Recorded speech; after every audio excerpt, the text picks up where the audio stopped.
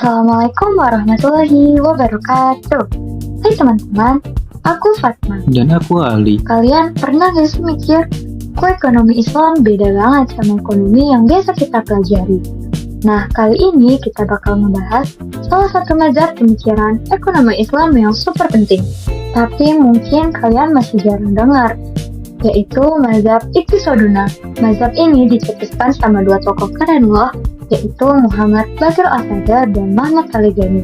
Percaya deh, pemikiran mereka ini game changer banget buat dunia ekonomi Islam. Jadi gini guys, mazhab Iqtisoduna itu lahir dari Irak dan Iran sekitar tahun 1950 sampai 1980-an. Bayangin deh, waktu itu dunia lagi rame banget sama dua sistem ekonomi besar, yaitu kapitalisme dan sosialisme. Nah, Baqir Al-Sadar yang merupakan ulama jenius dari Najaf, dia mikir, tunggu dulu, kenapa kita harus ngikutin sistem mereka? Islam kan punya sistem ekonomi sendiri. Yang bikin mazhab ini unik adalah mereka berani bilang Islam dan ekonomi konvensional itu nggak bisa disatuin karena fondasinya beda total. Jadi nama Iqtisoduna artinya ekonomi kita. Nah, dalam bahasa Arab yang berasal dari kata episode yang artinya keseimbangan atau equilibrium. Selanjutnya, yuk kenalan sama tokoh-tokohnya. Yang pertama, Muhammad Baqir Al-Sadar. Beliau lahir tanggal 1 Maret 1935 di Baghdad, Irak. Beliau tuh dari keluarga ulama terkenal, jadi dari kecil udah terbiasa sama ilmu agama yang dalam. Yang bikin beliau spesial adalah beliau nggak cuma jago agama, tapi juga paham banget soal filsafat dan ekonomi modern. Bayangin aja, beliau nulis buku Iqtisoduna yang jadi masterpiece ekonomi Islam. Terus ada Falsafatuna yang ngebahas filsafat, dan ada buku tentang perbankan tanpa riba. Selanjutnya, Mahmud Al-Ghani. Beliau lahir di Iran pada tanggal 5 Maret 1911. Beliau sempat jadi ketua Dewan Revolusioner Iran loh. Beliau juga concern banget sama masalah kepemilikan dalam Islam. Karyanya yang terkenal yaitu Islam and Ownership dan Society and Economics in Islam. Beliau percaya banget kalau umat muslim harus bebas nggak cuma dari kolonialisme ekonomi, tapi juga dari kolonialisme pemikiran. Oke guys, ini nih bagian yang penting banget. Ada 3 hal yang bikin mazhab Iqtisoduna beda dari yang lain. Yang ke-1, ekonomi Islam itu doktrin, bukan ilmu. Tunggu. Jadi gini, menurut Baqir, ilmu ekonomi sama dengan kajian tentang peristiwa ekonomi, kayak hukum, permintaan penawaran, inflasi, dan sebagainya. Ini bersifat ilmiah dan selalu berkembang. Ekonomi Islam sama dengan doktrin atau sistem hidup yang ngajarin kita seharusnya gimana dalam berekonomi. Ini sumbernya dari Al-Quran dan hadis, jadi sifatnya tetap dan universal.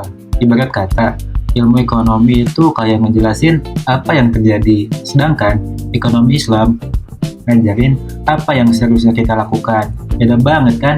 Yang kedua, bye-bye rational economic man, hello Islamic man. Kalian tahu gak sih, ekonomi konvensional itu punya asumsi namanya rational economic man, manusia yang selalu mikirin untung rugi secara material saja. Nah, mazhab Iqtisoduna bilang, maaf, tapi manusia muslim enggak gitu. Islamic man itu punya dimensi spiritual, gak cuma material. Merasa selalu diawasi Allah Subhanahu wa Ta'ala. Aktivitas ekonominya dijaga biar enggak melanggar syariat, tetap punya harta, tapi ada batas-batas moralnya. Jadi, intinya kita berekonomi bukan cuma buat dapat untung, tapi juga buat ibadah. Yang ketiga, masalah ekonomi itu bukan karena kelangkaan. Ini yang shocking guys. Ekonomi konvensional kan bilang, masalah ekonomi muncul karena sumber daya yang terbatas, kebutuhan nggak terbatas. Tapi Baqir dan Al-Ghani bilang, tunggu dulu, Allah udah nyediain sumber daya yang cukup kok. Ini ada di Quran surat Ibrahim ayat 32-34, yang intinya Allah udah kasih kita langit, bumi, hujan, buah-buahan, sungai, matahari, bulan, semuanya buat kepentingan manusia. Jadi masalah ekonomi itu muncul karena apa? Karena kezaliman manusia. Selanjutnya, 3 prinsip utama ekonomi Islam. Menurut Bakir Asadar, ada 3 prinsip utama dalam ekonomi Islam. Yang pertama, kepemilikan multijenis. Yang kedua, kebebasan ekonomi yang terbatas. Dan yang ketiga, keadilan sosial. Yang akan kita bahas pertama adalah prinsip kepemilikan multijenis. Guys, ini beda banget sama kapitalisme yang cuma ngakuin kepemilikan pribadi atau sosialisme yang cuma ngakuin kepemilikan negara. Islam punya 4 jenis kepemilikan. Yang pertama, kepemilikan pribadi. Yap, kamu boleh punya properti, bisnis, tapi ingat ada tanggung jawab sosialnya. Yang kedua, kepemilikan negara, seperti tambang, tanah kosong, harta faid, dan anfal. Ini dikelola negara untuk kesejahteraan rakyat. Yang ketiga, kepemilikan publik. Ini terbagi menjadi 2 jenis. Yang pertama, kepemilikan umat, seperti harta hasil jihad, dan kepemilikan masyarakat, seperti laut, sungai, dan sumber daya vital. Yang keempat, kepemilikan bersama, kombinasi dari kepemilikan negara dan publik. Jadi lengkap banget kan, semuanya diatur biar nggak ada yang dirugikan. Selanjutnya, prinsip yang kedua, kebebasan ekonomi yang terbatas. Islam kasih kita kebebasan dalam berekonomi, tapi ada batasannya. Batasan internal meliputi kesadaran kita sendiri, kepedulian sama kepentingan orang banyak, dan tanggung jawab sosial. Batasan eksternal meliputi aturan syariah yang jelas, larangan riba, goror, maisir, itikar, tadlis, serta intervensi negara jika diperlukan. Jadi bukan kebebasan yang liar kayak kapitalisme, tapi kebebasan yang bertanggung jawab. Selanjutnya, prinsip yang ketiga, keadilan sosial. Ini nih jantungnya sistem ekonomi Islam. Ada 2 hal penting. Yang pertama, jaminan umum. Negara wajib kasih jaminan, yaitu kesempatan kerja buat semua orang dan bantuan hidup buat yang nggak bisa kerja, seperti lansia dan disabilitas. Yang kedua, keseimbangan sosial. Tujuannya nggak boleh ada gap terlalu jauh antara si kaya dan si miskin, tapi realistis guys. Islam ngakuin bahwa setiap orang punya bakat berbeda-beda. Ini disebut fakta kosmik, dan kerja adalah basis kepemilikan. Ini disebut fakta doktrinal. Jadi perbedaan ekonomi boleh ada, tapi nggak boleh ekstrim sampai ada yang mewah banget dan ada yang kelaparan. Oke guys, ini bagian yang selanjutnya. Distribusi dalam Islam dibagi jadi 2, distribusi sebelum produksi dan distribusi setelah produksi. Distribusi sebelum produksi ini ngomongin siapa yang berhak kontrol tanah dan sumber daya alam. Yang pertama ada tanah. Tanah biasanya milik negara, tapi kalau lo reklamasi atau ngolah tanah, lo punya hak prioritas. Seperti tanah anfal atau milik umat, dan fai milik imam atau pemimpin. Yang kedua ada tambang. Nah, tambang luar atau dekat permukaan sama dengan milik bersama masyarakat, nggak boleh dimonopoli.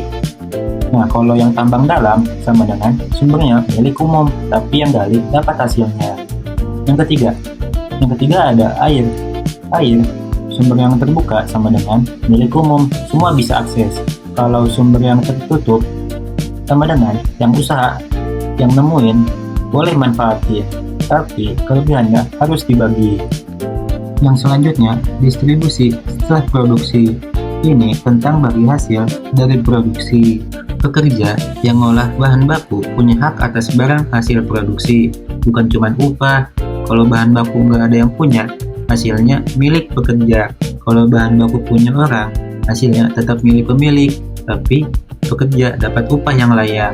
Yang penting, modal nggak dapat bagian kepemilikan, cuman dapat kompensasi kayak sewa saja. Ini beda banget sama kapitalisme, yang pemilik modal bisa ngatur segalanya. Guys, negara itu nggak cuma jadi penonton loh, perannya super penting. Yang pertama sebagai regulator, dengan cara mengatur harga biar nggak ada spekulasi, mencegah monopoli dan penimbunan barang, serta mengawasi transaksi ekonomi. Yang kedua, menjamin keadilan dengan cara mendistribusikan kekayaan melalui zakat dan pajak syariah. memberi jaminan sosial untuk yang lemah, serta mengelola sumber daya untuk kepentingan umum. Yang ketiga, pengelola sumber daya dengan cara mengatur tanah strategis, mengelola sumber daya alam, dan memberi subsidi untuk rakyat yang membutuhkan. Yang keempat, fasilitator ekonomi dengan cara menyediakan infrastruktur, pemberdayaan masyarakat, dan penegakan hukum ekonomi. Jadi, negara itu bukan cuma administratif, tetapi juga sebagai pelindung. Nah guys, sekarang pertanyaannya, pemikiran tahun 1950-an ini apa masih cocok gak sih buat 2025? Jawabannya adalah masih banget. Kenapa masih relevan? Yang kesatu, kepemilikan yang fleksibel. Jadi, gak cuma negara aja yang punya, tapi masyarakat juga bisa ikut miliki dan kelola aset. Cocok buat zaman globalisasi, CSR, dan bisnis yang peduli sosial, pengelolaan sumber daya yang berkelanjutan.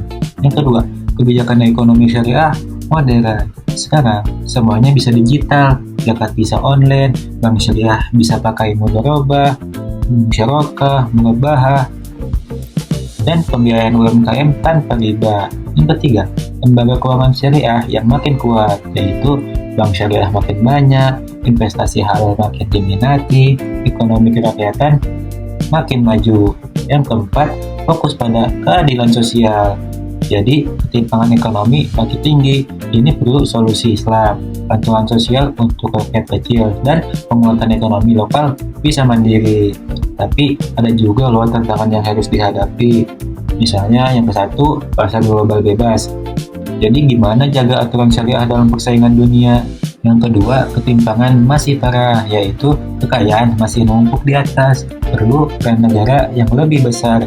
Yang ketiga, ada transisi di era digital. Zakat dan wakaf harus adaptif dan sinkronisasi syariah dengan sistem pajak modern. Jadi, pemikiran mazhab Iqtisaduna masih super relevan, asal kita mau serius menerapkannya di era digital ini. Gimana? Menarik banget kan mazhab Iqtisaduna ini? Kalau kalian tertarik sama video ini, jangan lupa like, komen, dan share ke teman-teman kalian biar makin banyak yang paham tentang sistem ekonomi Islam yang sesungguhnya. Terima kasih. Wassalamualaikum warahmatullahi wabarakatuh.